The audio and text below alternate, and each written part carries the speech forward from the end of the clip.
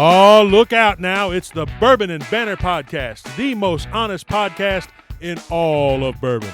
That's right, friends and neighbors. We got everything you need to drink curious right here. So sit back, grab a pour, and check your feelings at the door, because we're here to lay it down for you as only Bourbon and Banter can. The spring weather has been a bit of a bitch around all these parts, and the wind has been blowing strong, but none of it as strong as the belch that just came out of Pops after eating those 5 White Castles and a sack of bacon. Jesus, man, you got to be downwind for that shit. Bob, have I ever told you that you truly are the wind beneath my wings? Well, that's because I just had that bean burrito. That's why. Well, you lift me up. I'll tell you that, brother. You lift me up. Well, it was an extra large burrito, I got to tell you, so it had some extra onions, a little cheese. There should be like a checklist of things not to eat for like 5 days leading into a podcast. That's very true. That's very true. Yes. Things like that, beans, sauerkraut, certain types of sausages. The spicy sausage can get to be, it can wreak a little bit of havoc, but it's damn good. Many hazards of being in a recording booth with individuals. Yeah, they don't tell you this, but really in those behind the music scenes, the real reasons the bands break up is because of the dietary challenges and being in the recording studio. That's why you see all that stuff in all the riders, and they got to have specific foods and everything and all that kind of stuff. Well, that's not necessarily for their health. That's just they don't blow everybody off the tour bus at the same time. And us big guys get blamed a lot for being the biggest offenders, but I tell you what, I've known some skinny guys. Man, you don't want to be down the trail of them for any reason. Oh, no. We had a guy back when I was in school, Wee Willie. And Wee Willie could eat just like till there's no tomorrow, but had gas. Willie would walk faster than everybody. He was a track star. And we always thought that it was just because he was so thin he was working out all the time. No, the gas powered him and pushed him to the finish line the first time in every race. Wee Willie was something, boy. Well, I imagine by now the listeners that have stayed tuned in are wondering, what the hell does this have to do with bourbon? We're drinking it while we're doing this. Well, I was going to say it has more to do with the sheer amount of noxious fumes and the bullshit that's been coming out of the industry this week. I mean, we got a whole show to do here tonight, but I can't wait to get to the bourbon bullshit segment. Right before we got in to record this, there was some major bullshit that hit the airwaves, and we're like, wow, you want to talk about timing? Have we got some shit to talk about now? Yeah, this shit writes itself, quite literally. So, but before we can do that, before we can dive into the truly memorable parts of the show, we want to kind of do our regular rundown, give you guys all the updates that are fit to be noticed and remembered. And we're going to kick that off with a little bit of an update about our recent single barrel picks that we did. The team, we headed down to Kentucky and Indiana 2 weeks ago to do our picks at Four Roses and Spirits of French Lick. And let me tell you, Bob, I know you were unfortunately not able to join us, but man, you missed one hell of a trip. Yeah, I keep hearing about that pizza, man. See, talking about food again, that the breakfast pizza with the chorizo sausage and the peppers and all that shit. And it's like, yeah, you went to 2 whole pizzas? Well, there were 4 and of Pops us, to was be solo fair. that day. Oh, so, see, yeah, busted me on that one. Now, yeah, that was that. You're talking about Nushnash, which we stopped at. Steve Coombs gave us the heads up on that place. And they had this chorizo pizza with scrambled eggs, which was, I have to say, it was just about the perfect breakfast before you go barrel picking. It was pretty damn good. But I was jealous. You got that one day, you got the Biscuit Belly the other day. Oh, yeah. Well, that's just the photos you saw of Biscuit Belly. I'm sure. That's right. I'm sure. Well, for those of you who haven't been keeping track, we headed down, and on the first day down, we drove out to French Lick, Indiana to do a barrel pick at Spirits of French Lick. And we picked a wonderful 4-grain bourbon there with the team, and Brent Joseph and Steve Coombs and I represented the Bourbon and Banter team. And this time we were really, really thrilled to bring along a couple of our Patreon Single Barrel Club members for the pick. So they were able to join us and get to experience firsthand what it's like to do a barrel pick, and more importantly, a barrel pick with Bourbon and Banter. It looked like you guys had a good time. I'm excited to try that one. We've not done a 4-grain pick yet. Now this and I know that we weren't allowed to say it, but I mean there was a rumor that Larry Bird stopped by in French Lick there to do that barrel pick with you. But I know we can't really talk about that. So no, we can't talk. You just have to get the bottle. There might be something special there. Well, we're not going to say much, but let me tell you, it was delicious, and it was specifically the mash bill that they have there. It's for their Lee Sinclair 4-grain bottled in bond bourbon. Now, this one is going to be delivered to us at cask strength, which is going to be extra special and delicious. So if you're into that kind of stuff, I highly recommend you get into the single barrel club now, so that you can be in the top tiers to get a few bottles of that. I think it's definitely going to be a couple bottle type of purchase. The timeline for getting those in is going to be in a couple months. They're a little bit behind and dealing with all the supply chain issues that everyone else is, but it's going to be worth the wait. And I have to say, while we were there, I got to chat with their lead alchemist, Alan Bishop, to learn a little bit more about his approach and philosophy to bourbon and whiskey in general. And that is one sharp dude. I mean, not only does he enjoy making the sort of the traditional stuff that people are used to drinking, but he's messing around with a bunch of stuff there that was absolutely amazing. He let us taste some straight from a barrel of their Whiskey Witch, which I'll talk about a little bit in a future episode, but that shit was delicious too. And as he says, it's closest thing you're going to taste to what whiskey tasted like at the end of the 1800s. So we're hoping to maybe twist his arm a little bit and see if we can get a couple bottles of that for the team to enjoy as well. You were talking about it's coming from the mash bill that's used for their bottle and bond. It's bottled for us at cask strength. So it's not a bottled and bond cask strength, folks, because that can't happen. And we'll touch on that a little bit later. That's right. Very astute of you. I was going to see if you caught that when I threw that out there. So nice setup for that fucker, one. Man. It's just not all wind. Well, it is, but it's planned, programmed, intelligent wind. The next day we headed down to Four Roses, and we did our single barrel pick there, which is always a highlight of our year, hanging out with Mandy Vance. And we also got Dan Gardner, Four Roses ambassador extraordinaire, to join us fresh off a knee surgery. So he actually could not outrun us. So he had to stay for the whole time, which is always enjoyable. Parted a lot of wisdom, Arnath. And we were super thrilled because when we walked into the space, voila, all 10 recipes rolled out before us. And that's the first time that I know that's happened in a long time. I mean, maybe they're doing it this year, but that had not been the case for quite a while. You're right. I mean, for the last several years, it's been 6 or 7 samples. We had heard rumors and saw posts from other groups that they were seeing 10 pulled out. So we were thrilled to see that happen. Now, I have to be honest, though, it just made our work that much harder. Wink, wink, nudge, nudge, right? But I have to say, by the end of the tasting, I did have a little bit of palate fatigue going on. But we had 2 other Patreon team members join us for that pick. And fantastic time. I mean, imagine a Four Roses barrel pick as your first ever barrel pick. That's what I did. Me too. So I don't have to imagine. Yeah, but I mean, so it was not. It was it was a pretty spectacular thing. But and especially to have Gardner there and Mandy as well. So, you know, they do great things down there, and it's not just the whiskey they're making, but the people as well. So absolutely, we're big fans. Now, if you've never been on a pick there, one thing I wanted to call out is they, thankfully, in my opinion, years ago started covering the barrel heads on every barrel. So when you walk in, you don't know what each barrel is. You don't know the recipe. You don't know what warehouse or what rick. You don't have an idea of, well, you kind of can guess the proofs because those are fairly consistent, but you definitely don't know the age. And they do this because they want you to pick the best bourbon in that group of 10 based on taste. Okay. And unfortunately, there are a lot of people that come into these tastings insistent on a certain warehouse, a certain rick, and they'll do anything. In fact, we heard that there had been a group in there previous to us that were apparently being passed information from previous picks on what order barrels were put in. And this did not sit well with Four Roses.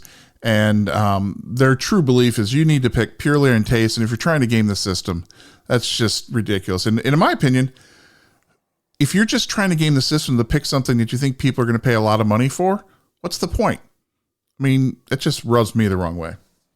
Well, and, you know, we should just tell the folks down there, you know, you don't have to give them their barrel. We'll take that for you. We know that we're the folks that'll, you know, we do things the right way. And, you know, besides, you can't, as Four Roses continues to prove, time and time again, with warehouse location, different recipes, different tiers, you're going to get fantastic stuff from all over those warehouses, all over that distillery property. So it's not going to be one thing is always going to be guaranteed.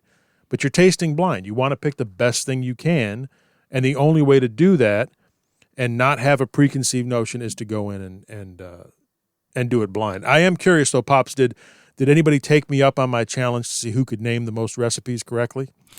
No, because this was a challenging pick. I mean, we had quite a bit back and forth based on what people identified. We ultimately settled, not only the Four Roses pick, but also the Spirits of French Lick pick with a 3 sample blind tasting at the end. So this was some of our more intense lobbying back and forth with each other on what we liked, why we liked it, and what we thought the overarching Single Barrel Club members would like as well. So we did not get to that, unfortunately, Bob. But I did want to let everybody know that at the end, what we picked was a Tier 3 OBSV barrel. That's going to be around somewhere between 115 and 118 proof. Once it gets bottled, we won't know exactly till it gets bottled. And if I look at my notes briefly, I believe the age on this one is 10 years and 3 months. The OBSV, I mean, for folks who are maybe new to Four Roses, that is the standard recipe for the single barrel. But to me, the OBSV has always been, that's everything Four Roses does well in one recipe. That particular recipe represents everything that they do, as opposed to some of the others that might be a little bit more fruit forward, a little bit more spice forward, might hit a little harder.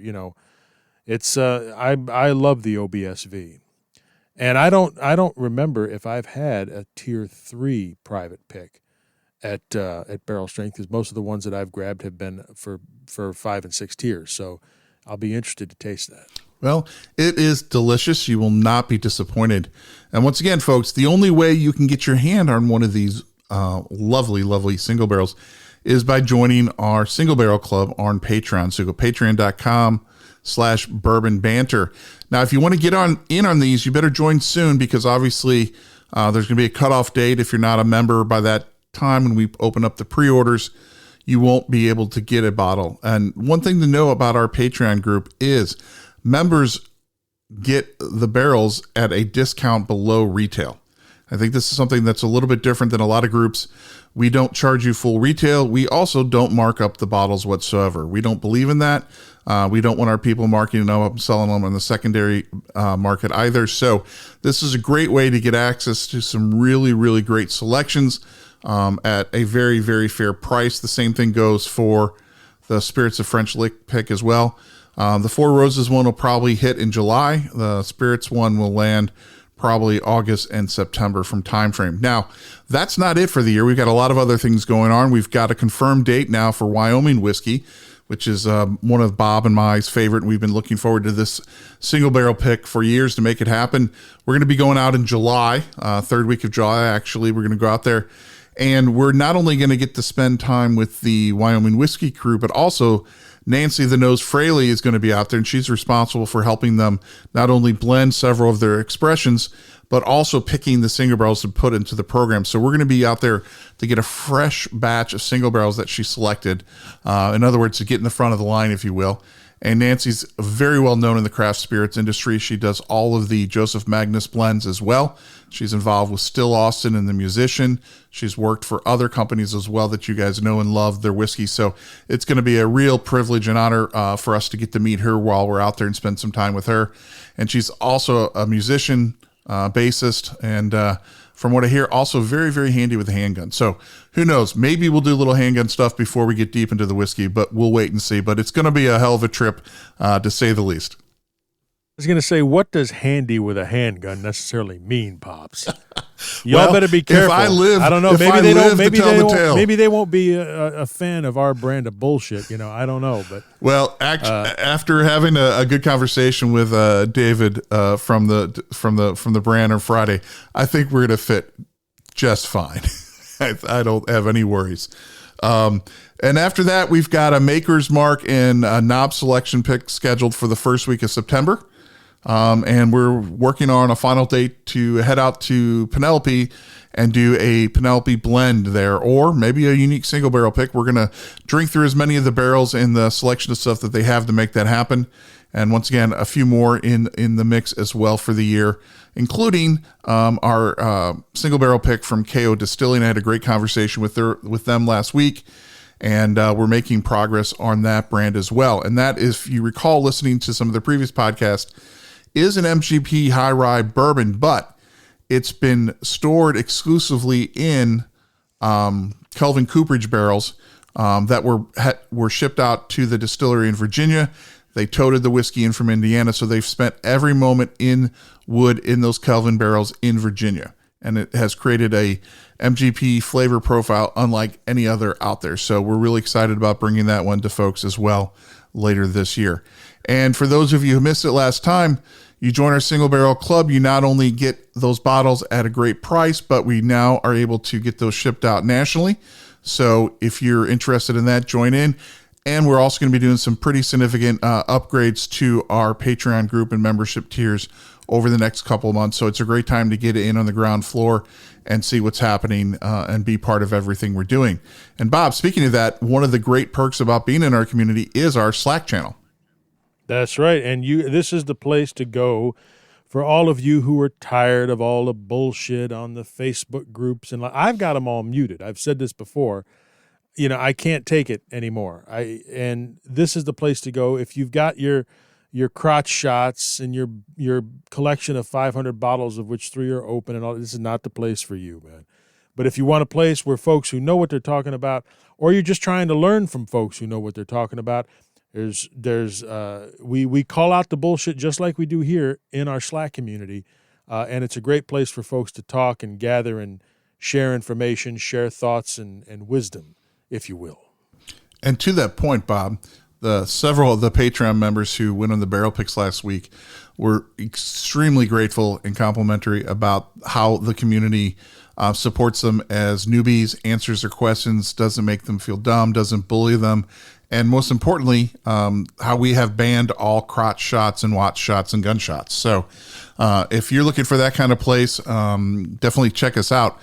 And one of the highlights of being part of that community is the discussions around things. And we have a great channel in the Slack community called Bullshit, where people can, do what we do, spot the bullshit, throw it out there, have some conversations. And it's from that channel that we have our community thread of the month. You want to kick that off, Bob? Well, so I want to, we'll thank Aaron Petrie for bringing this to our attention. Although that seems kind of odd considering what it is, but there apparently is a hard seltzer festival coming to Washington, D.C. Seltzerland is bringing this fucking hard seltzer festival to Washington. And it's what, 100+ unique hard seltzers. The fuck you talking about? Anyway, Aaron put this out there for everyone to see and comment, and I don't know. 100. She even said, 100+ unique hard seltzers. Is that worse than the 200 flavors that are in Woodford? So I don't know. Well, but it's the fact that they have the audacity to say that there's 100+ unique hard seltzers. What, unique in name? I mean, yeah. I'll give them that. Your general admission ticket, by the way, gives you 100+ hard seltzer tastings across the course, photo ops, games and activities, and food for purchase on site. But if you upgrade to the VIP ticket, which I think is $49, commemorative Seltzerland tasting cup, which looks a lot like a metal solo cup, premier time slots because you want to get all the premier seltzer before anyone else gets it to it. 100+ hard seltzer tastings, full can of seltzer. Wow. A full can of seltzer. Okay. A specialty cocktail. And of course, those highly valued photo ops, games, and activities. Highly valued photo ops with seltzer? Are you fucking, so even, so 100+ flavors. Aaron says, well, how many of them are mango though?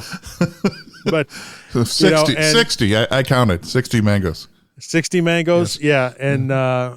And one of our longtime contributors, chimed in that I didn't realize, but actually I hear that he heard that Fred is going to be there. Minnick's going to be there conducting a blind tasting of his new Total Wine Seltzer line. So perhaps that's going to drive folks to seltzer. The fact that there's a fucking seltzer land to begin with, the hell? We've gone off on this shit before in a podcast in the bourbon bullshit, and it's around that time of year, getting into summertime, when to be walking into the damn grocery store and looking like Rainbow Bright threw up all over the liquor aisle because of all the fucking different seltzers and their shitty ass color schemes, and just makes you think like what did I just trip acid walking through the doors of this thing? Well, now see, that would be a VIP perk, right? Your own private barf bag and disposal service, right? So they give you like 5 bags. You can barf, you can leave it. Someone will pick it up, take care of it. Otherwise, you're on your own with just the general admission, right? But yeah, I mean, this is clearly, what I call a starter festival, right? For future wine drinkers or whatnot of America, actually future vodka drinkers of America. This is for the youngsters to get out and say, oh, I'm going to an alcohol festival and with my friends, and I'm going to drink a bunch of bubbles. How does that not end badly? I mean, I have no idea. I mean, how big are the trash cans going to be at this place? They're going to have vomitoriums along the, hopefully along the bigger way. than the seltzer cans, for God's sakes. Yeah, well, you hope so. Yeah, so, I mean, file this under, holy crap, what does the world come to? I mean, I know we've been under lock and key for 2 years, but good Lord, is this how we want to come out and celebrate? Well, the only thing that is going to make this worse is they're going to announce, apparently, that there's the National Seltzer Awards going to be given at the end of the Seltzerland Festival.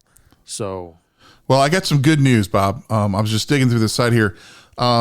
It's not just in D.C. I want everyone to know this, that there's a whole tour. So Philly, Boston, Chicago, Denver, New York, Milwaukee, Minneapolis. And Bob, it's coming to St. Louis. The date's TBA, but it's going to be in September. So guess what? They are infringing our Bourbon Heritage Month with that date. And I think you and I are going to have to find a way to go. I don't care if there's a hazmat suit involved. We can just stand outside. We can stand outside with a bottle of bourbon, and just... depending on where it's at, maybe I know people that are running a venue. We can just start harassing people. Oh, my goodness. Screw it. Offer them real drinks before they get into this horse shit. Oh, my goodness. I think a seltzer crashing party, we'll crash it with taste. I would say that, you can't bring all that bullshit, liquor-esque stuff into this damn market, but hell, Budweiser's been here for how long? So that's right. So anyway, that was a lovely conversation that Aaron dropped into us, and we get stuff like that all the time in the group, and we get a lot of interesting feedback for it. Surprisingly, no one endorsed that this was a great idea. Go figure. So once again, if we sound like your kind of people, we want you to join up. There will be a link on the podcast post for this podcast that you can click on to enter to subscribe or request access to our Slack community. But keep in mind, folks, we ask a lot of personal questions because we want to make sure we're only letting the good people in, so to speak. And that's not to be exclusive, but we're going to look at social media. If you got crotch shots, watch shots, things like that, you're not going to get in. So, but if you're truly passionate about bourbon or other spirits and want to be part of a like-minded community, fill out the form. We'll get back to you and we'll welcome you with open arms. All right, Bob. Well, I think it's time that we move on into whiskey headlines. There we go. Time for a little whiskey news.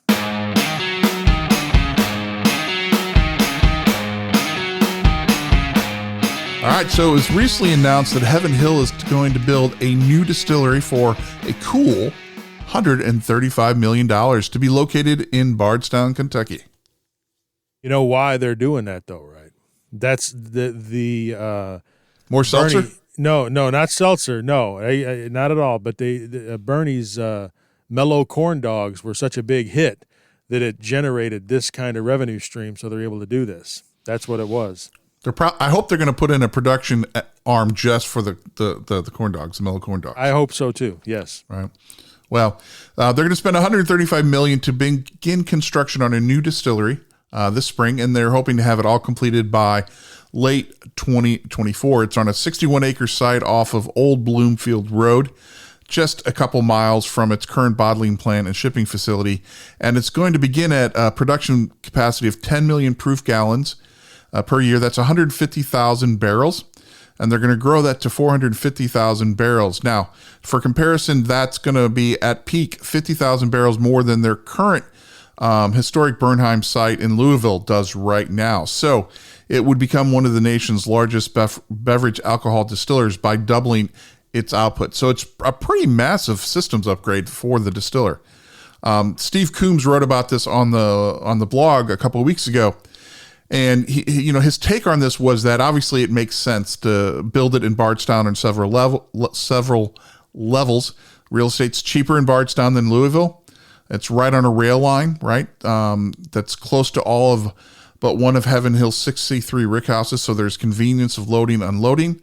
So that makes a lot of sense. But also there's been rumors going around in Louisville that the city's metropolitan sewer district jacked up the fees for sewage on the plant in the city, making it really, really expensive. So that may have played into the role of moving it out into Bardstown.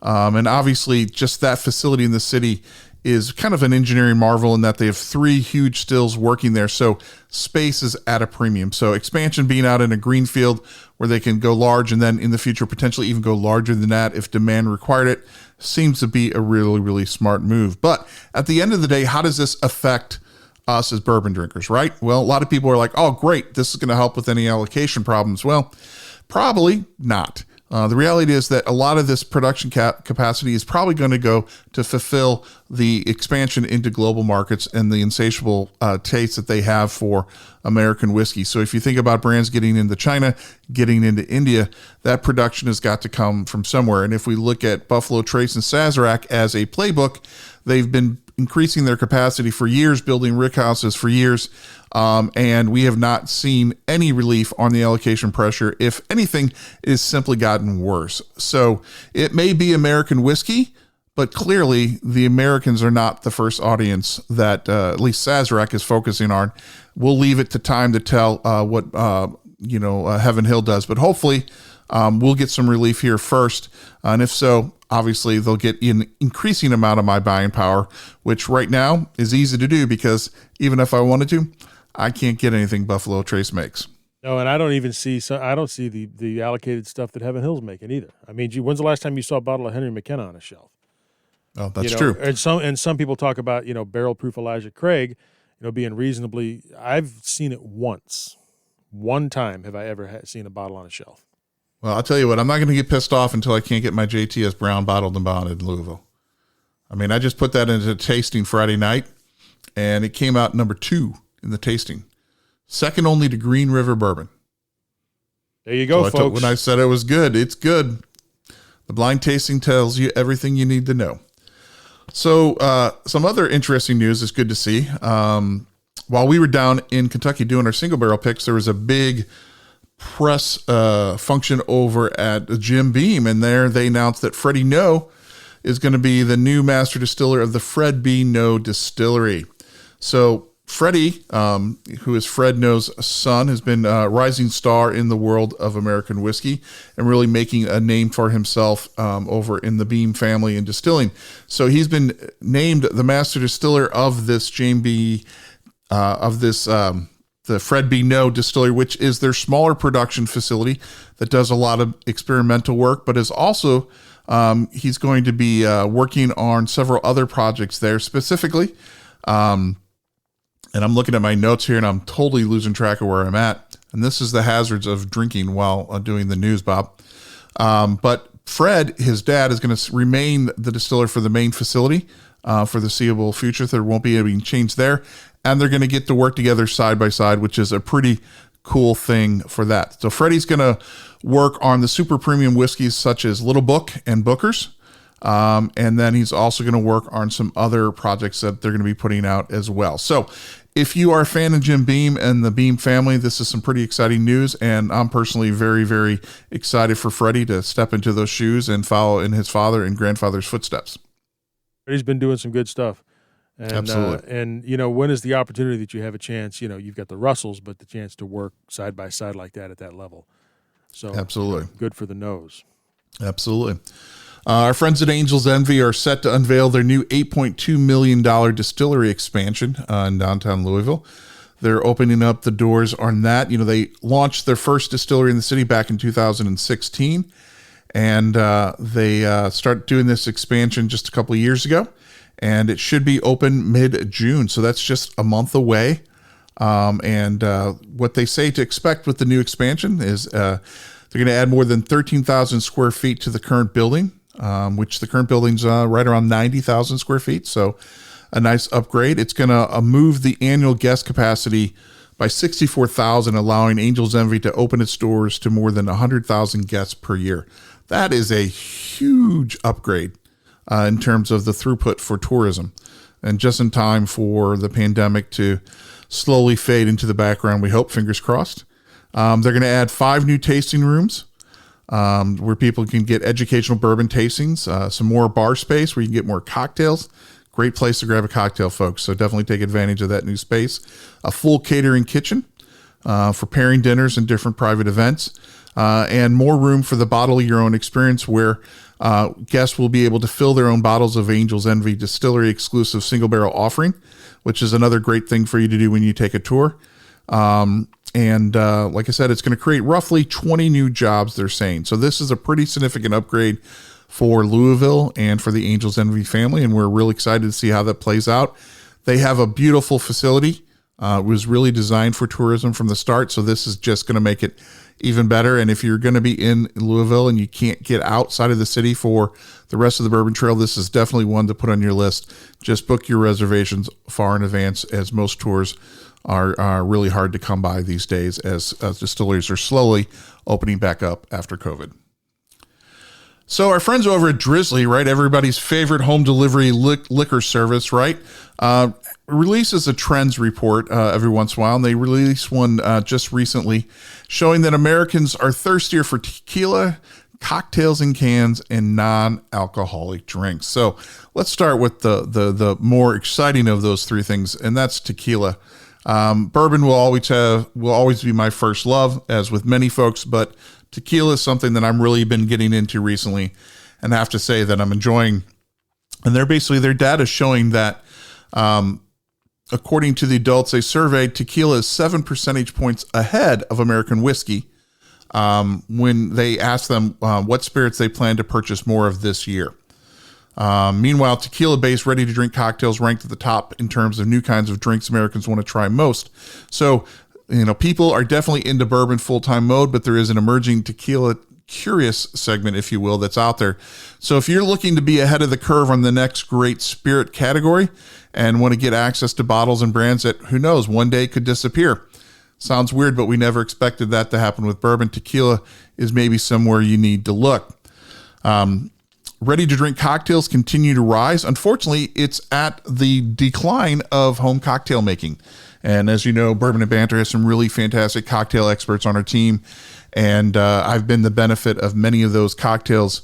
And I have to say, hearing that people are making fewer and fewer cocktails from scratch at home is a little sad, because no matter how tasty an RTD may be, it is no substitute for a properly made cocktail. So we're going to have to do what we can, Bob, to get people back to making cocktails at home. Yeah, they said 73% of the respondents said they would likely enjoy RTDs at home. I just said 73% of the respondents are fucking stupid. But, you know, make your own fucking cocktail. Don't even get me started. You walk in, you see the little shit. What do you do with a ready-to-made? If you're going to drink a ready-to-made cocktail, the first thing you do is you got to pour more real liquor into it, because the shit is just weaker than fuck. So, you know, that's not ready to drink. It's not ready to drink. It's fucking water. Knock it off. Ready to dump cocktails.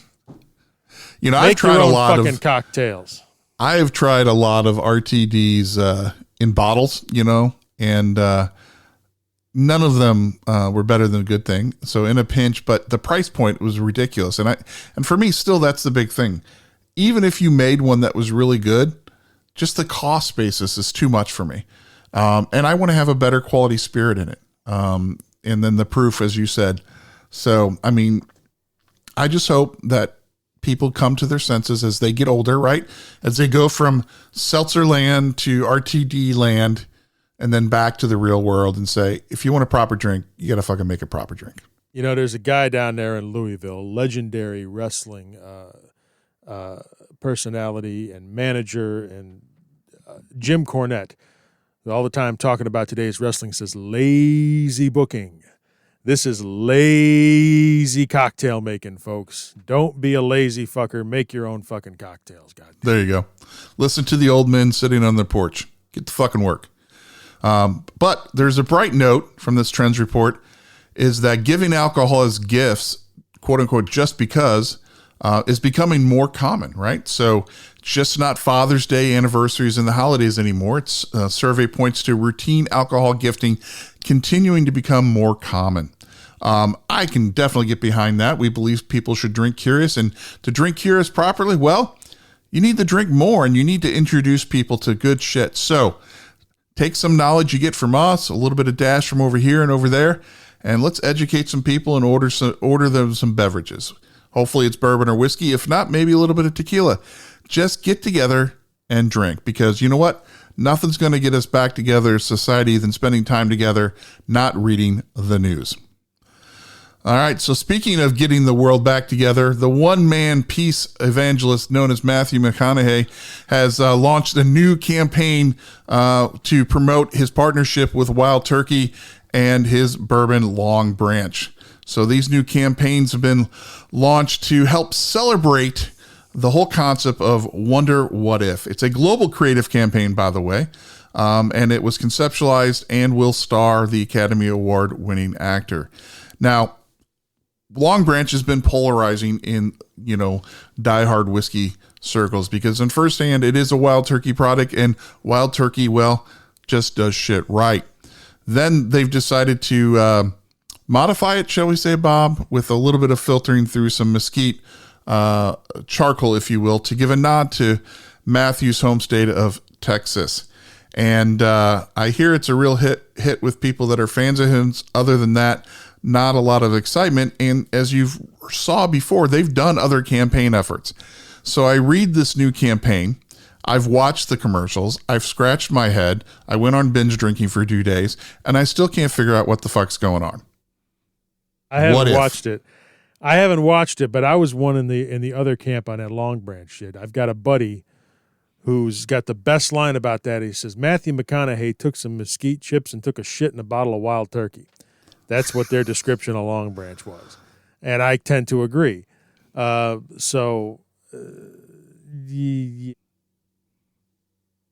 don't know. The Long Branch ain't for me. But I also have not seen, I've seen a little something about this, but I actually haven't seen the ads yet. Well, you need to watch them.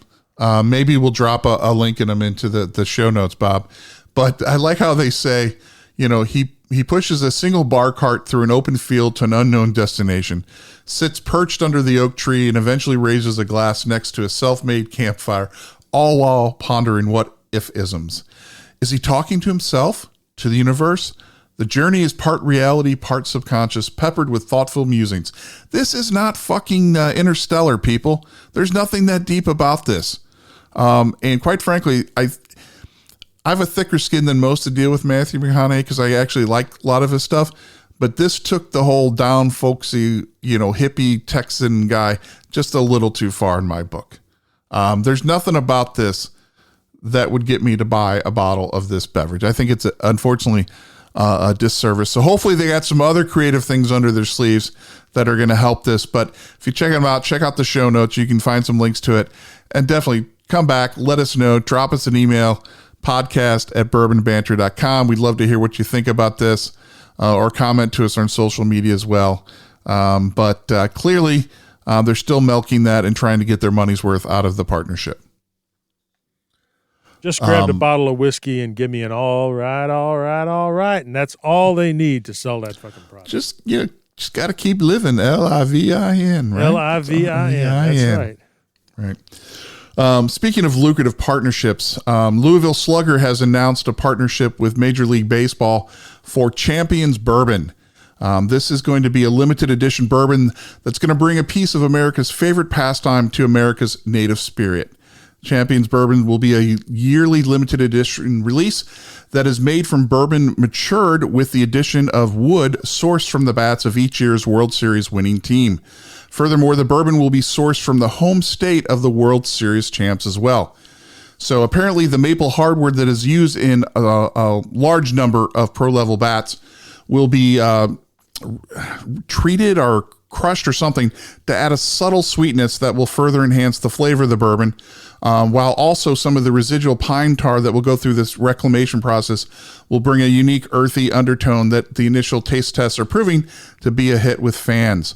I just have a side note I have to say, I hope it's nothing like the Alpine Staves and a certain whiskey out there. But the first release is going to feature wood from the Atlanta Braves bats. And I know, I knew you were going to get upset about that. Braves, god damn it. Yeah.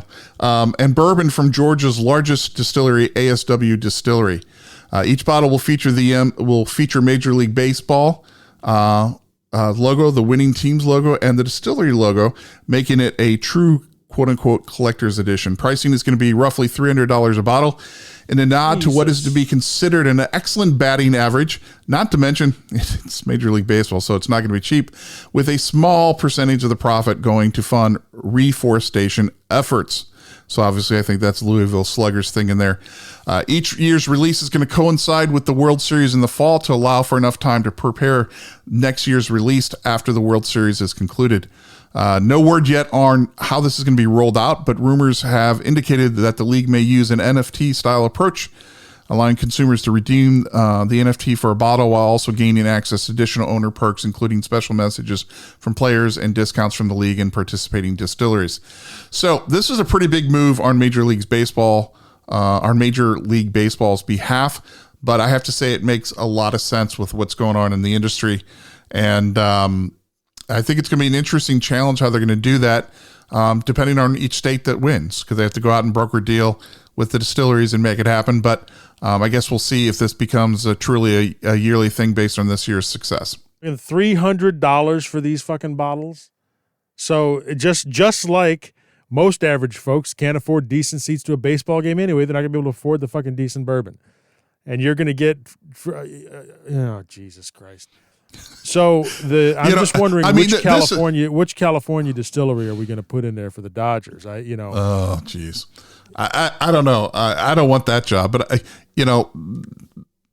this is a thing's happening. But I can already imagine now, right? You're gonna have all these people selling the at home MLB starter kits where it'll be a little baseball bat, with grooves cut in it.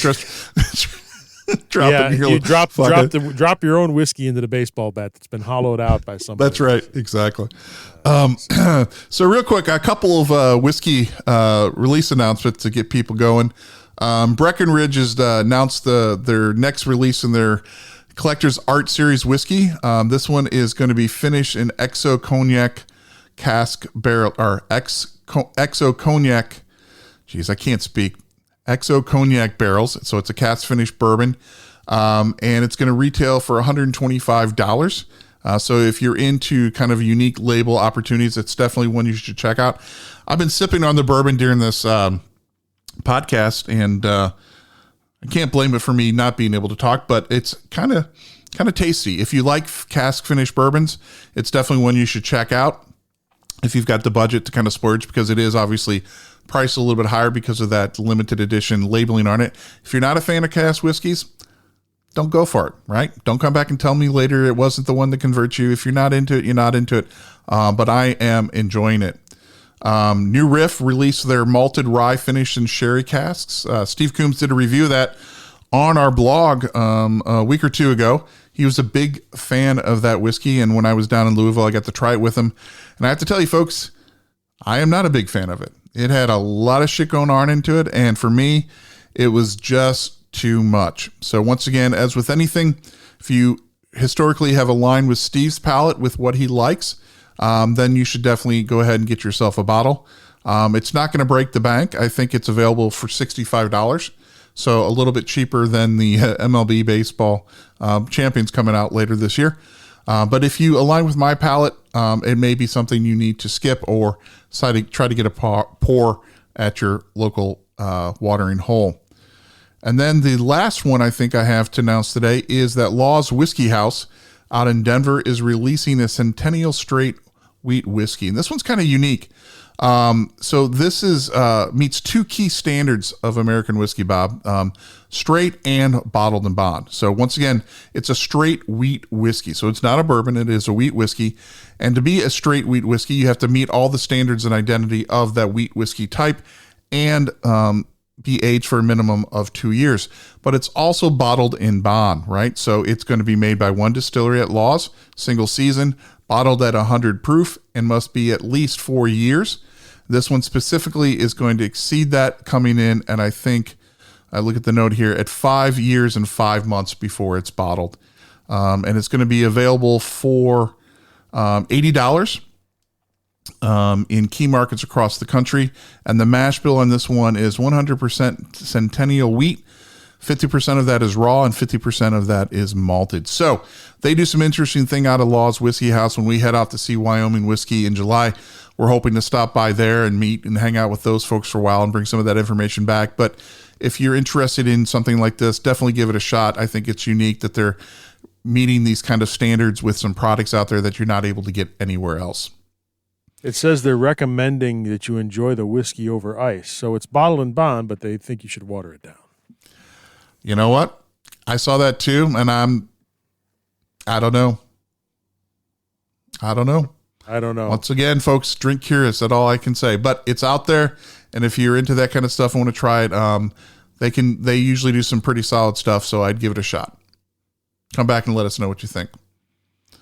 All right, so that's all that I've got the news for this side. Bob, anything from your side? Well, so you were talking about the McConaughey stuff, and although I haven't seen it, I do want to reach back up and touch that piece because I've heard some rumblings about this, and my crack team of sources can confirm now that that Matthew McConaughey is going to be producing Camp Nelson, which is going to be a reality show that brings bartenders from across the country down to Wild Turkey's iconic Rick House location in Jessamine County there.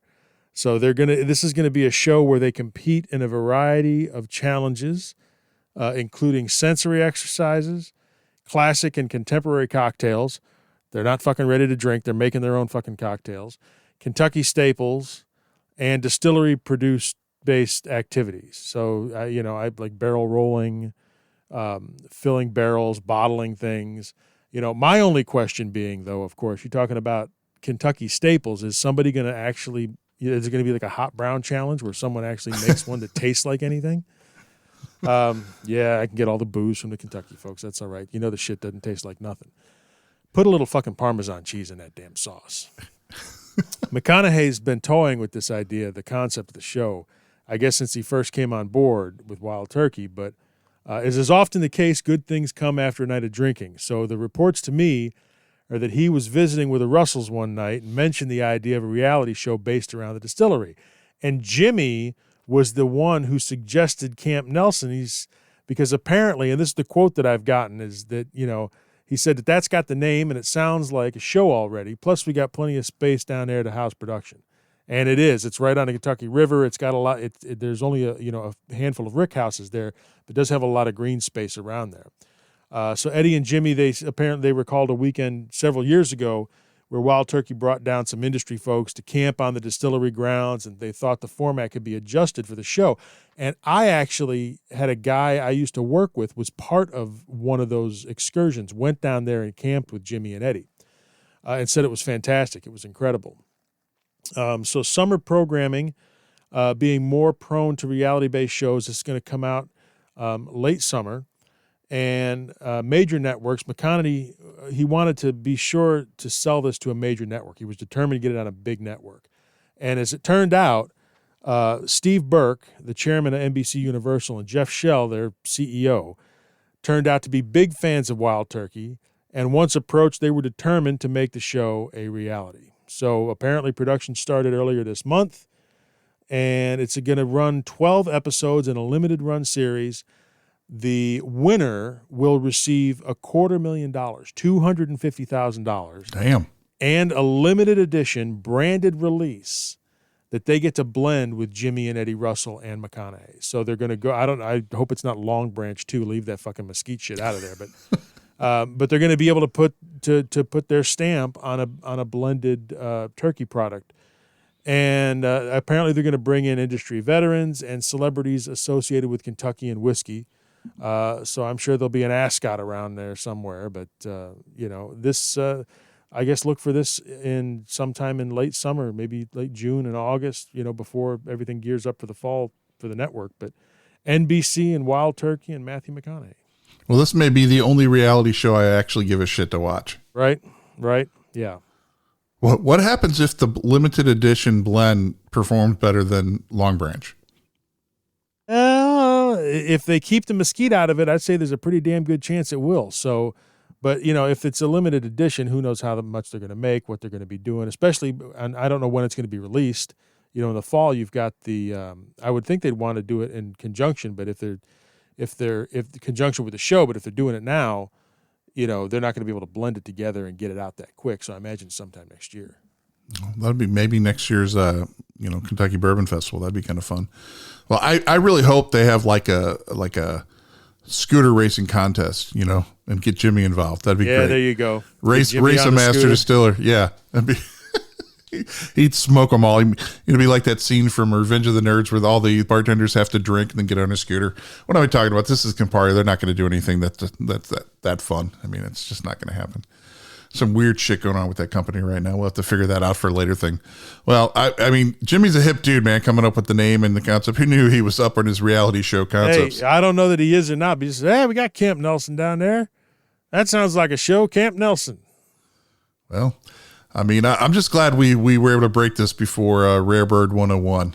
That's right. Well, something.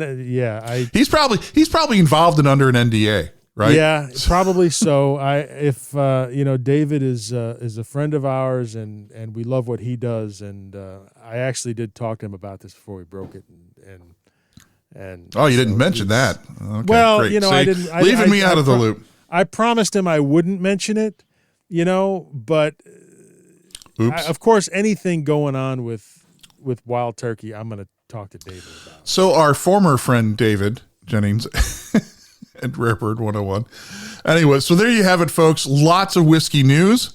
Some scary, some not so scary, but all interesting. A few whiskey releases to wet your whistle as well. But rest assured, we'll have more breaking news, interesting concepts, and hot whiskey releases to share with you on our next episode of the podcast. But for now, I think it's time for a little craft shoot.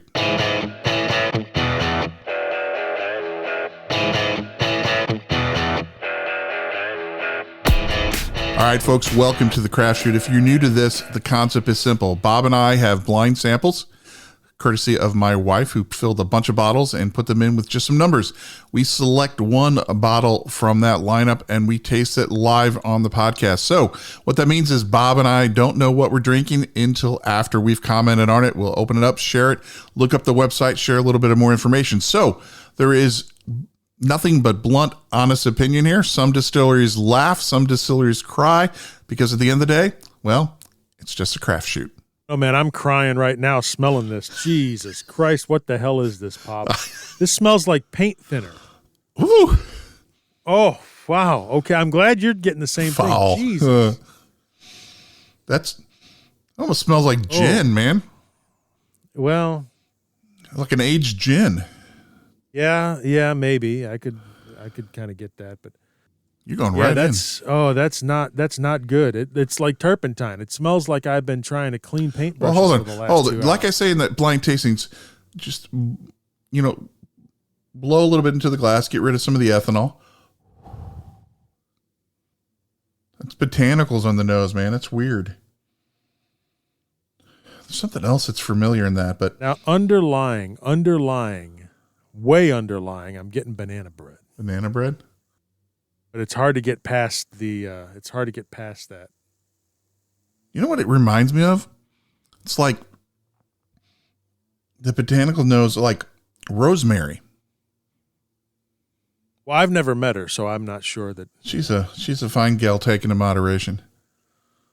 I'm not a big fan of rosemary. But that's what I'm getting. I'm getting rosemary and some hot spices, like some wild ass spices going on here. All right, let's go. This is not a great note. Let's go ahead and go in here. Not the worst thing I've tasted on a craft shoot. Tastes like chicken stock. You know, I'm getting that on the finish. What the? Is this some? What is the this some fuckity ramen fuck? noodle distilled? Somebody used the ramen noodle packet for the yeast. Oh my god, what's going on here? Well, I don't know. that's some interesting. I don't know, man. I get rosemary and spices. It's very odd, but I don't know what the hell it is. But I'm serious. I get that rosemary comes through, gets some sort of fruit thing, but then it just goes into like that chicken stock, like the chicken It's got broth. a little bit of coffee on the finish. A little bit of chicken broth. What the? All right. Enough of this shit. I don't know. All right, hold on. Here we go.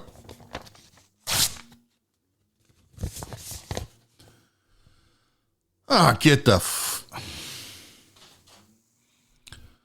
Hold on. I got to get this fucker off the shelf. Hold on. Got to show this to Bob here. Where the fuck is my camera? This is Tamworth Distilling Bird of Courage. Oh, you goddamn. These are the people that put the fucking game in the whiskey? This is Bird of Courage roasted turkey whiskey. You're fucking kidding. No, I am not. Oh. Jesus. Oh, so hold on. I got to read this for everyone. Roasted turkey whiskey. Why would you give me this? A Thanksgiving dinner in every bottle. House of Tamworth Bird of Courage is a limited edition, thank God, roasted turkey flavored whiskey birthed from a barrel of 5-year-old bottled and bond whiskey and steeped with the flavor of quintessential New England Thanksgiving dinner. Our distillers utilized ingredients present at the first Thanksgiving 400 years ago, including flint corn and locally sourced chestnuts. Apples and cranberries are sourced from Sugar Hill. Flint corn and parsley come from Mountain, whatever. And sage. Every ingredient is distilled fresh from the oven so we can capture the true essence of Thanksgiving. Go get Kate right now. The incredible, and you tell her, don't you ever pull this shit on us again. I don't ever want to have shit like this in a fucking The closet. incredible attention to detail results in a cornucopia of festive fall flavors that truly bring the complex nuances of 5-year aged bourbon to flight. The essence of roasted sweet potato and squash combined with the buttery heart of fresh baked Flint cornbread to fortify the whiskey's deep oaky spirit. A mid-palate of sweet New England apples and herbs support the ethereal aromas of freshly roasted turkeys sourced from the historical Bear Farm in Tamworth, New Hampshire. For the truth, the turkey is in comparison as much more respectable bird and with a true original native of America. He is beside, though a little vain and silly, a bird of courage. Benjamin Franklin, 1784. So the banana bread wasn't that far off that I was getting on the nose. You get that? Nor was the chicken stock. Oh my God. I mean, just the concept of the whole fucking thing. God damn. But you know what? You're the one that wanted Cleveland to make a Thanksgiving dinner whiskey, so here you go. This is probably better than what they could have created. That was their idea. I was just reporting the news, man.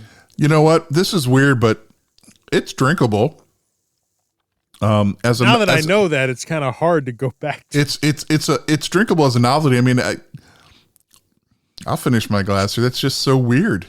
This has been sitting on my shelf waiting for us to sample it. Never got to it.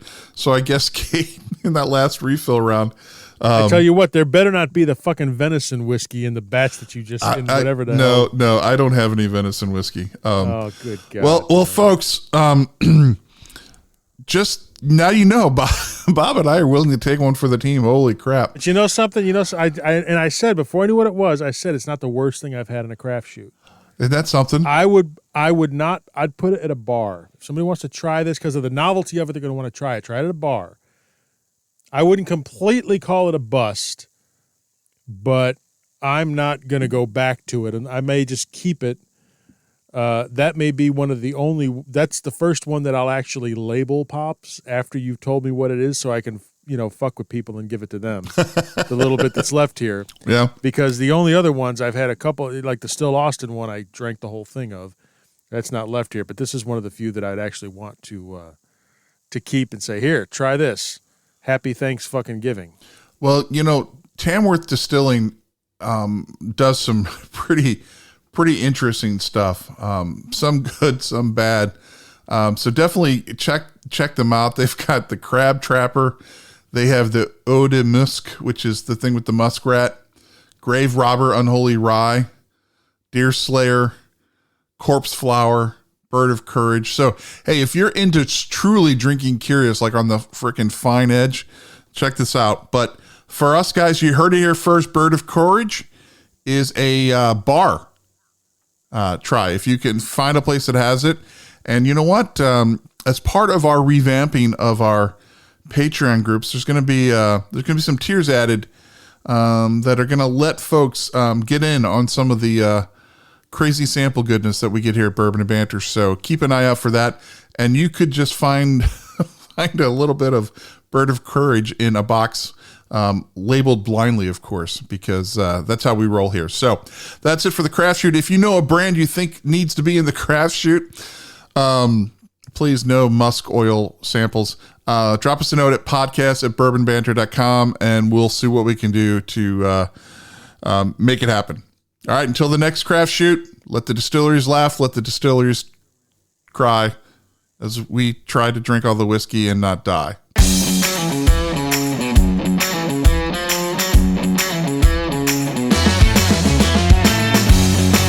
All right, Bob, that craft shoot, that's hard work. I'm getting a little bit hungry. I don't know about you. And we need a palate cleanser after that shit, right? We need a palate cleanser after that. Fucking turkey, whiskey, and shit. Christ. Well, I got just the thing for you today, my friend. As you know, we reported on this a while back that Shake Shack was releasing a new line of sandwiches, quote unquote, a burger more than 6 years in the making. The bourbon bacon cheddar menu is here. So what this is there is a new bourbon bacon cheddar burger and a bourbon bacon cheddar chicken sandwich. That works for me. Yeah, I'll take that. That's right. Well, courtesy of our friends at Shake Shack, with full disclosure, they have provided you and I both with one of each of these sandwiches, which is pretty damn cool, don't you think? And some fries. And some fries. Damn good fries. Absolutely. I like crinkle cut fries. I'm a big fan. I'm typically not, but these are actually outstanding. They're there crispy. You go. You can see I'm already I'm not waiting for pops. That's right. I'm sitting here holding a burger in my hand. I've had a few fries, but real quick, the specs on this. We're going to start with the burger. All right, and this is a white cheddar cheeseburger topped with our bourbon bacon jam made with Maker's Mark bourbon, crispy shallots, and shake sauce on a toasted potato bun. So what are we going to start with? The nosing of this sandwich here, Bob? Yes, the nosing of the sandwich. I get some umami there. Umami. I'm smelling some of those shallots, the onion, right? Yeah, you can never have too many of the onions. I mean, it looks beautiful. I'll give them that. Smell the crispy beef edges on a Shake Shack burger nicely. Smash burgers for those of you who don't have one near you. All right, a little sweet sauce as well. Yeah, you can smell the sweetness, yes. And actually, there's crispy onion straws on this too, I should say. That's a tasty burger, man. There's a little bit of a kick at the end, a little spice there. I can go in for bite two here. Hold on. I thought it was going to be overly sweet, just from the smell, but it's not. So for those of you who are looking at burgers that have some kind of barbecue something going on there, and you hear jam and you think it's really sweet, no, it's got a very good balance of savory and a slight bit of sweetness. Those onions kick it off, though. Man. Oh, man. That's fantastic. I mean, that is way above my expectations. I mean, I like Shake Shack. I always have. When I got to try some when they were just a little Shake Shack in the park up in New York City, they send people at offices would send the interns down and stand in line. You get down there at the wrong time, that line would be 150 people deep in that little park, right? And so when they were starting to open up formal stores and expand, I was thrilled. And obviously getting back to St. Louis here to the founder's roots, it's really cool. But even though I'm a fan, this This far exceeds my expectations. I mean, just Yeah. to your point, I thought it was going to be overly sweet, like a lot of places are when they put bourbon sauces into the mix. Yeah, I'll say that I've had the Shake Shack burgers too, and the shakes. They've got one called Jelly's Last Jam. It's a jelly donut shake. Imagine me getting that shake. But this is, to me, that's the best Shake Shack burger that I've had.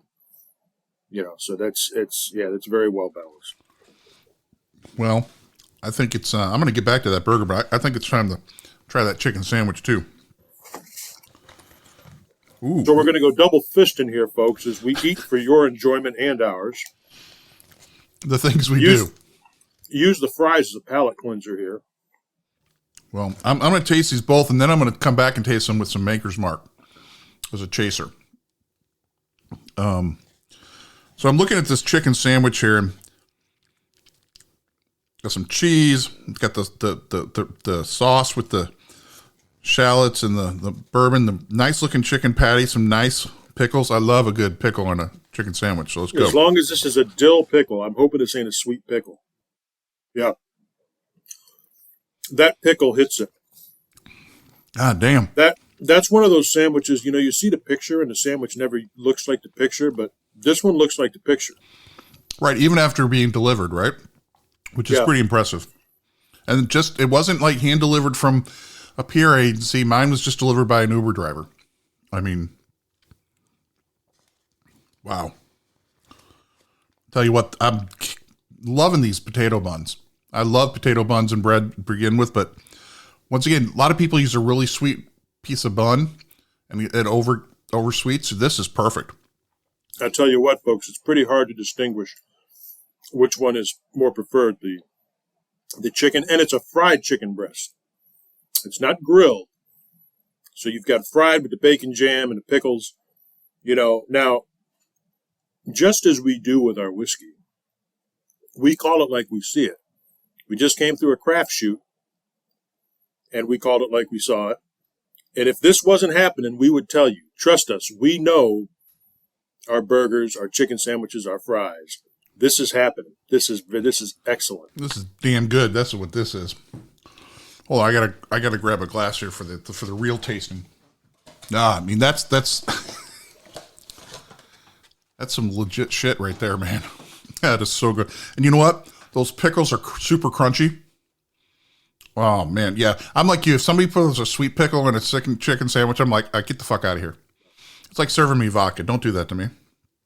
Now. So for those of you who are looking for, I'm not as big on whiskey in food, in my food, but this is happening. I would go and order this, having tasted it.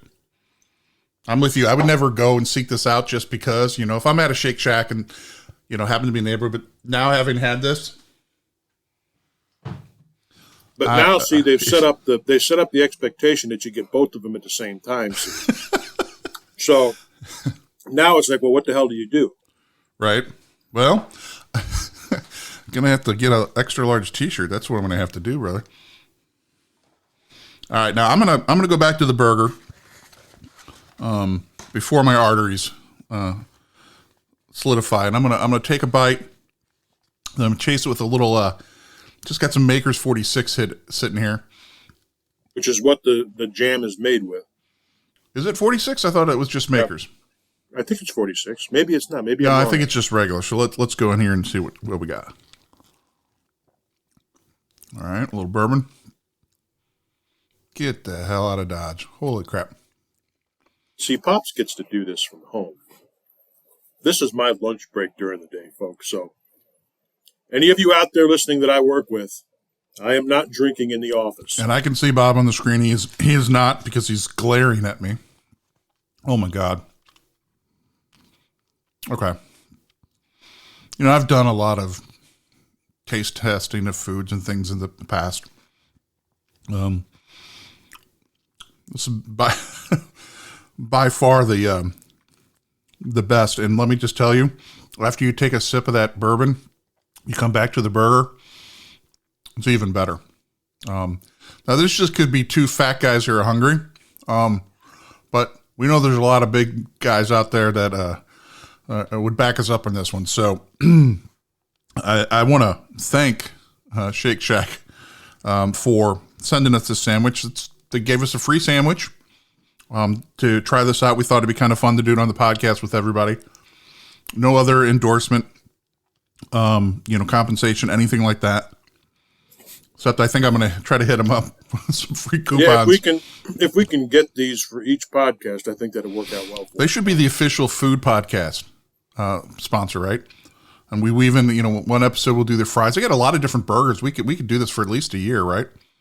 That'd be fantastic. Well, this is a little something different for the podcast, and albeit a little self-serving for Bob and I to get a meal. But, guys, in the world of bourbon jumping the shark, bourbon's everywhere. You have to be really careful. You got to be cautious.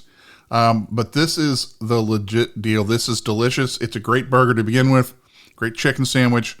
Throw this stuff on top, even better. And then, like I said, if you are not in a situation where you can drink some bourbon with it, maybe get one of their milkshakes, throw a little bit of bourbon in there. You see what I'm saying there here? you go again with the milkshakes and the bourbon. Man. Now, hell.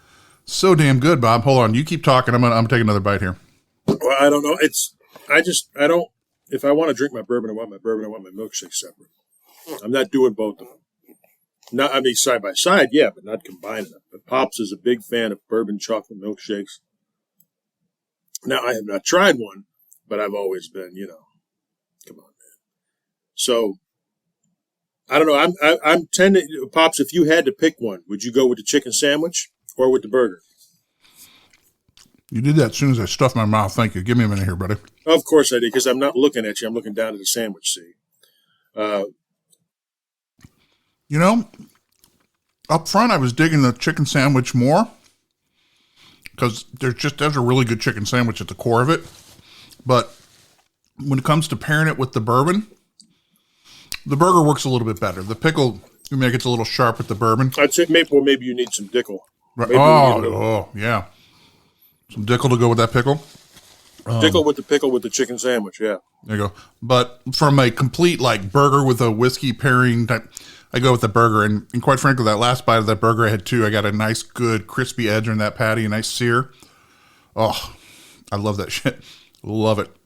You can't go wrong with any of them. So I think, quite frankly, your first time out, you really need to buy both. This is not some $200 limited edition food item, so you can spend away and not feel bad. You're going to get a quality meal either way. So give it a shot. You're listening to this podcast probably over the holiday weekend, so you got a little bit of time. Head down to a local Shake Shack location if there's one near you. Get these burgers. In fact, buy a couple of each, take it home, make a lot of people happy. Show up at your best friend's house with a bag of burgers or chicken sandwiches and a bottle of whiskey. Something that's got a very vanilla caramel forward, a good weeder, right, like Maker's Mark. Show up at a friend's house unannounced, and it will go a long way into restoring humanity into the current world environment. Trust me. Absolutely. Bob, any parting words on this? No, man, so I'll let the folks know that Pops' delivery had a little bit of a hiccup. So mine actually came about an hour before his did. But I held on and waited.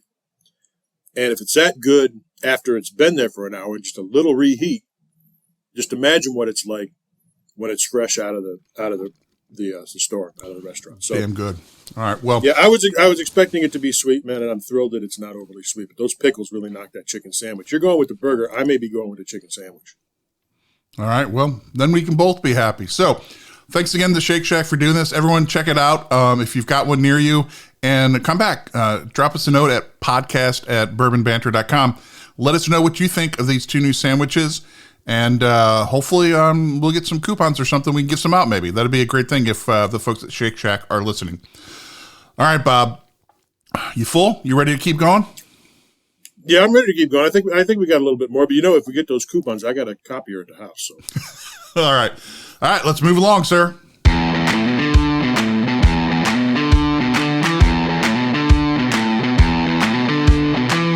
All right, folks, you've made it this far. Why not stay a little bit longer for some bourbon bullshit?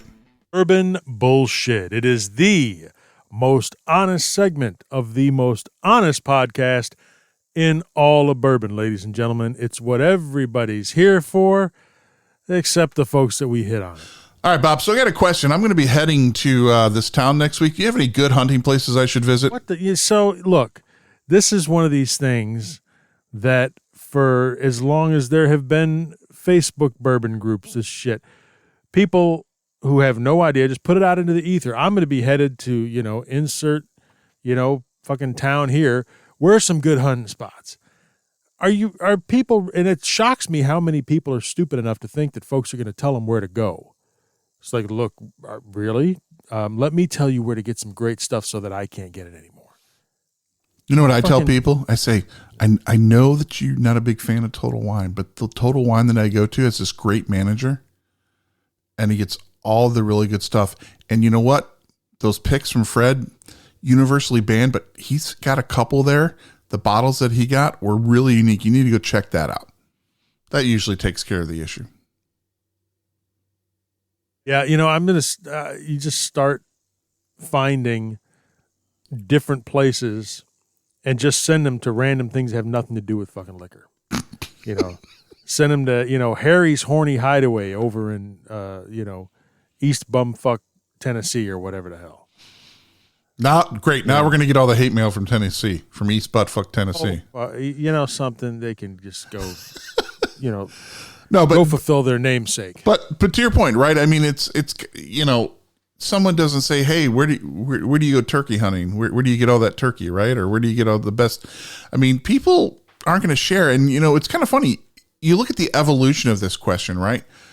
10 years ago, if you were in the know and you were actually somebody who was dusty hunting bourbon, right? And somebody would ask, there was a network of people that would share some of this information, right? But now it's the multitudes, and they're like, I'm heading here. Where's some good hunting? What are you hunting for now? Most of these people aren't looking for dusties. That's over. That's done with for the most part.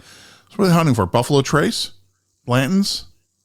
I mean, what are people hunting for? I mean, you're not going to find it. You're not seeing it where you are.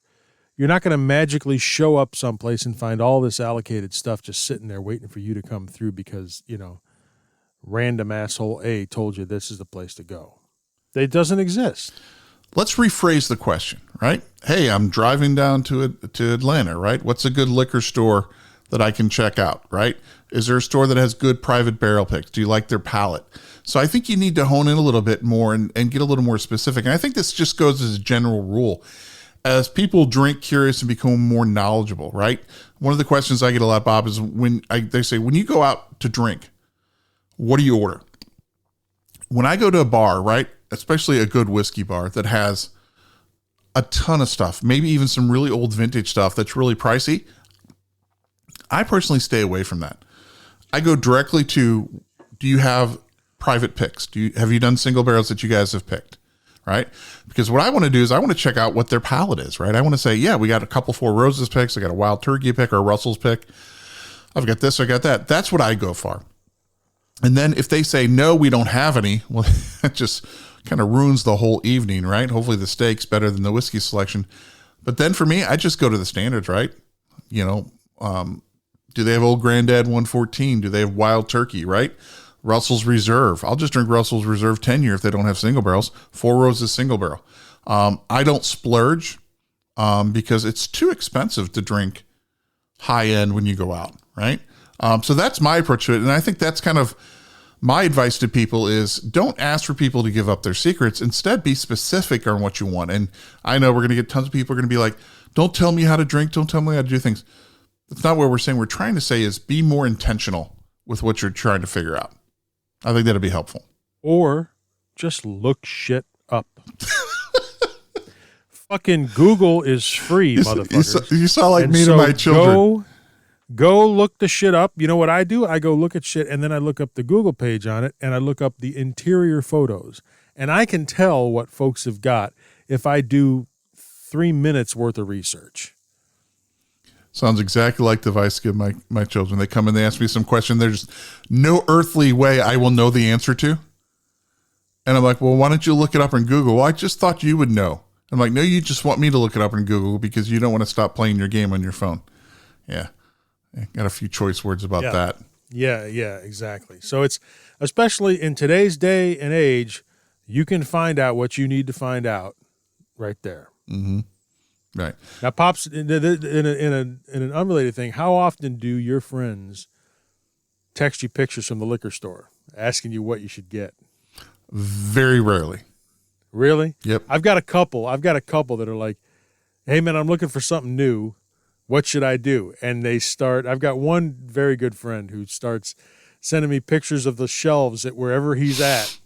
And, it's a service I provide for those close people. I do hundreds of tastings every year. And one of the things I offer up at the end is my personal email. And I always tell people, if you have any questions about bourbon, whiskey in general, other spirits, please feel free to reach out to me. I'm happy to help. However, don't email me while you're standing in the liquor store because I don't respond that quickly. A little bit of planning, a little bit of foresight to what you're going to be doing is helpful. Because like yourself, I'm a giver. I will help people and I will guide them in the right direction.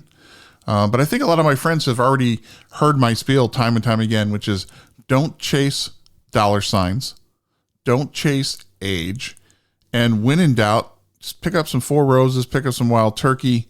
There's plenty of good standards out there. Don't sweat it. Don't let the wall of 300, 400 bourbons scare you. And if nothing else, for God's sakes, don't take the advice of a total wine employee. Never, ever. Anyway. Maybe the one that says clearly he was paid to do this. That's right, folks. Some of the employees of Total Wine are honest. But, to this point, once again, it's about the intention and the question, right? So it's like I tell my children, if you have a question, look it up, come have a conversation. So that's why our community on Slack is so great, because people can come in and ask questions, right? And our team and the rest of the community members are very supportive of it. But the type of people that we're getting in the community aren't coming in and asking these unfound. They're like, hey, I looked this up. I'm curious in this.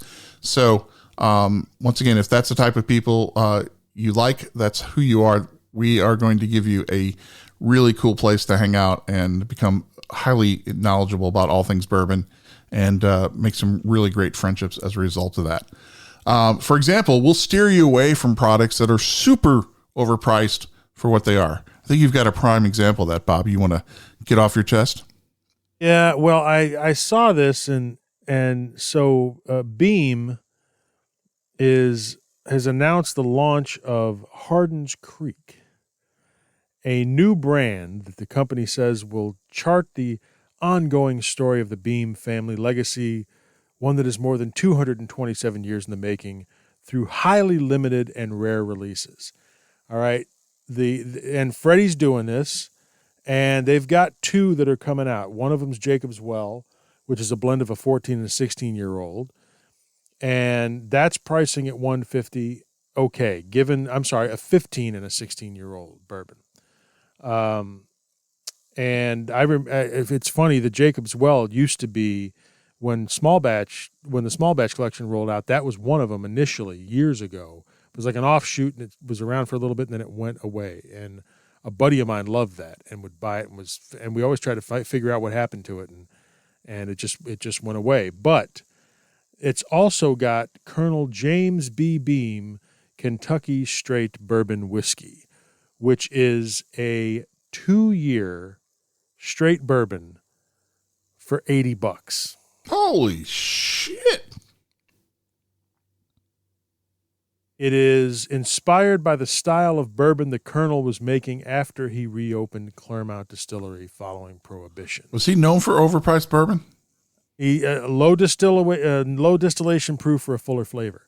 Like a 2-year from a massive distillery for $80 frickin'. You know what? I'm pissed off. You know why? Because according to this, they've been making whiskey for decades that could have been just as good at only 2 years. Why are they just now fucking bringing this to the table? I can't. Oh, that's right. Because it's not that good. Or not worth. Actually, I'm going to retract that. I'm going to try the new Gentle Patrick Pops Garrett here for you, Bob. It may taste fine because, sometimes younger whiskey can straddle that line. But then to charge me $80 for it?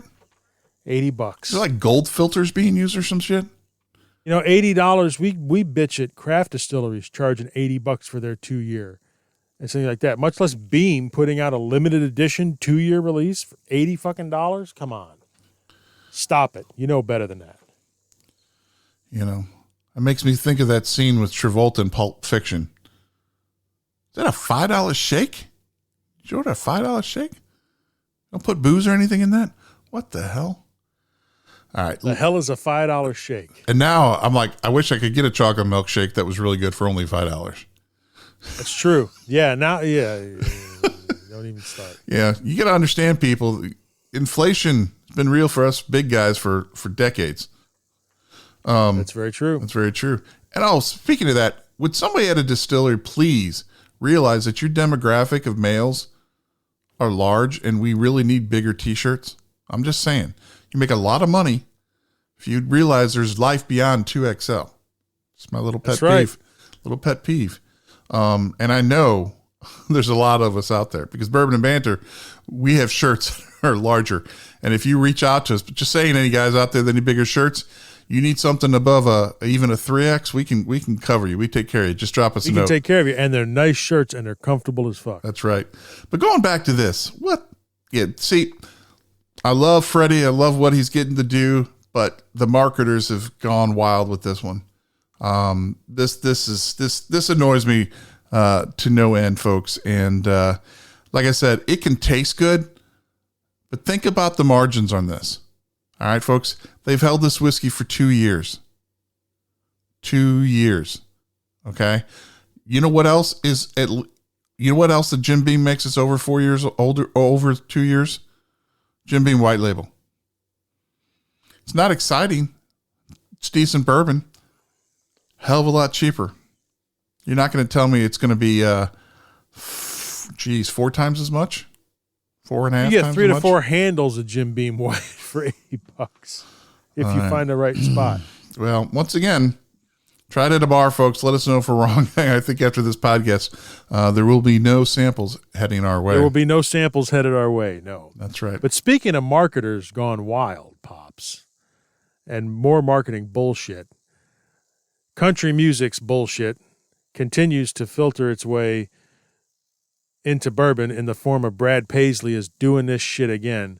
This fucking American highway. Reserve Route 2, his second bourbon release done in partnership with Bardstown Bourbon.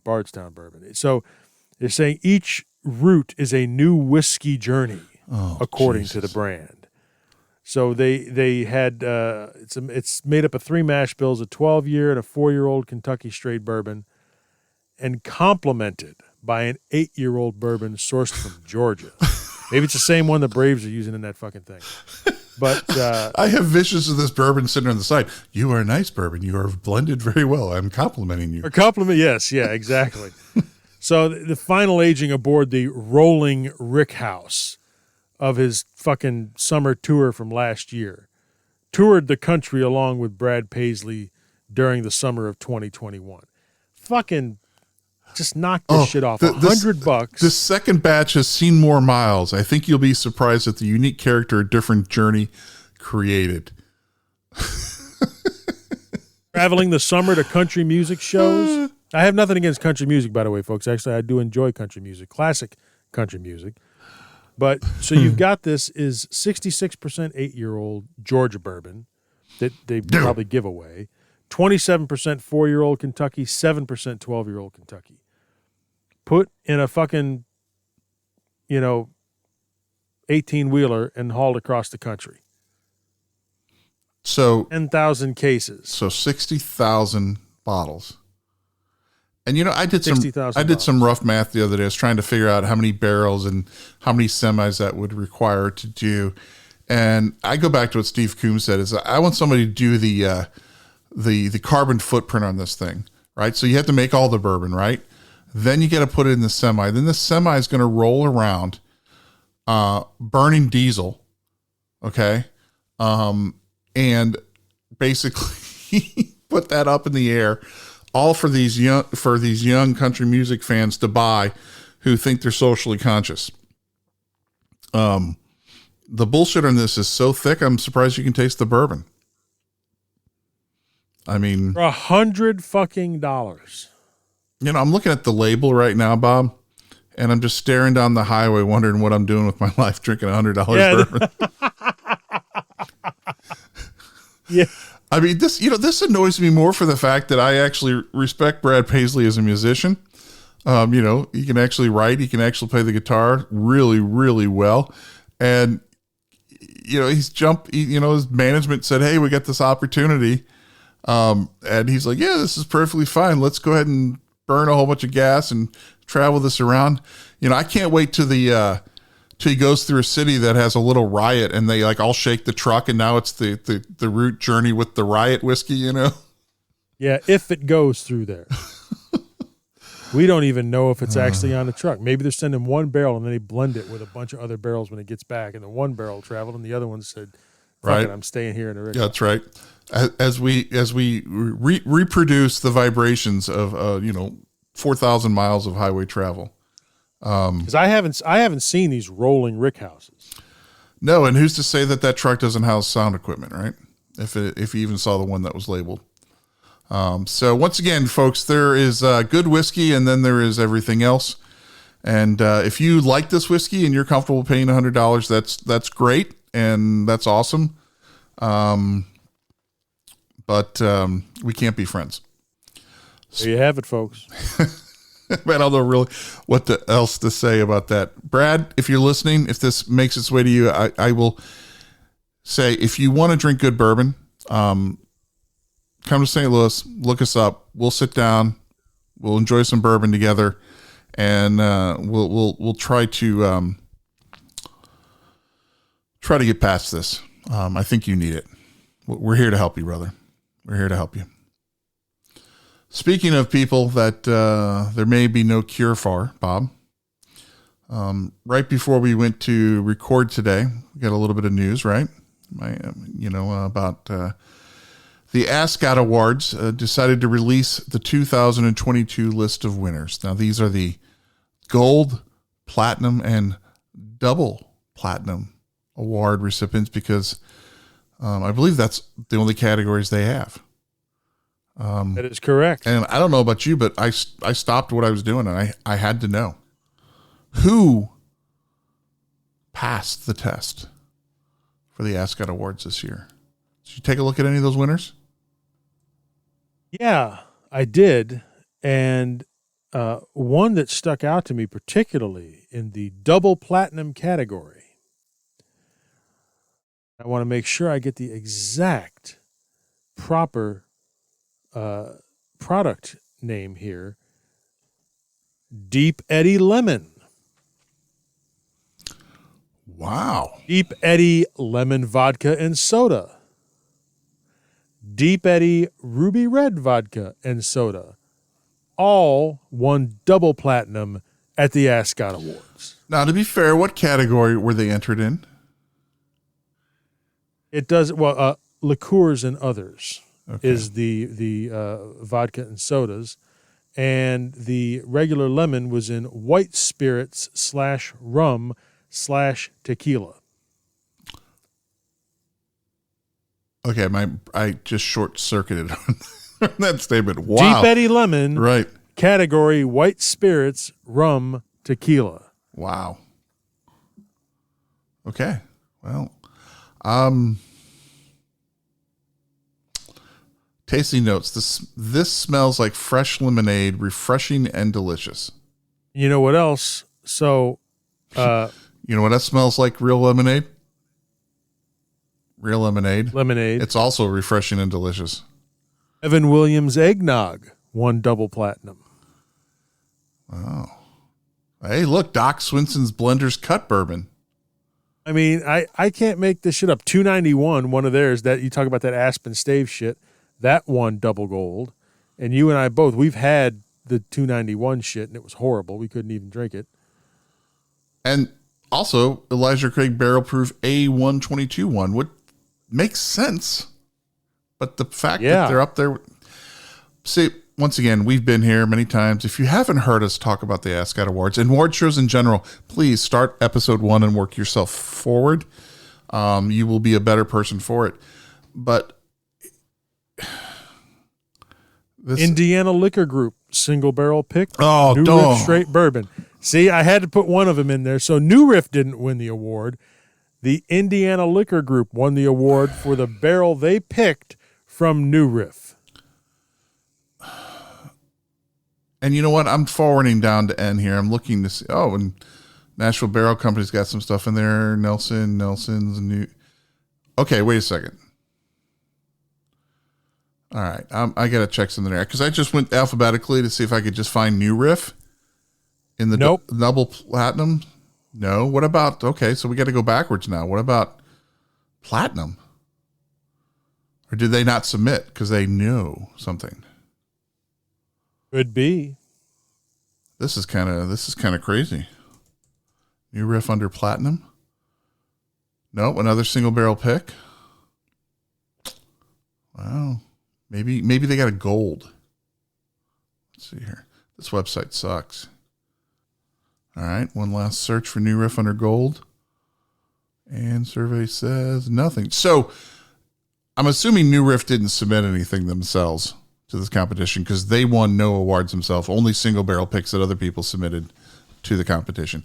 And this was my whole time, right? When I went on this rant, I mean, I about blew out of a blood vessel. Is that letting somebody submit their single barrel picks is ridiculous. It disrespects the people who made the whiskey. Makes no sense to me whatsoever. I mean, I'm going to have to spend a little time with the list and get into it.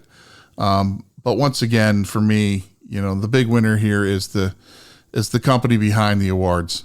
And, you know, like I said, I know it's a huge logistical thing to manage and do. And so you need money to do that. But at the end of the day, there's no need for more awards.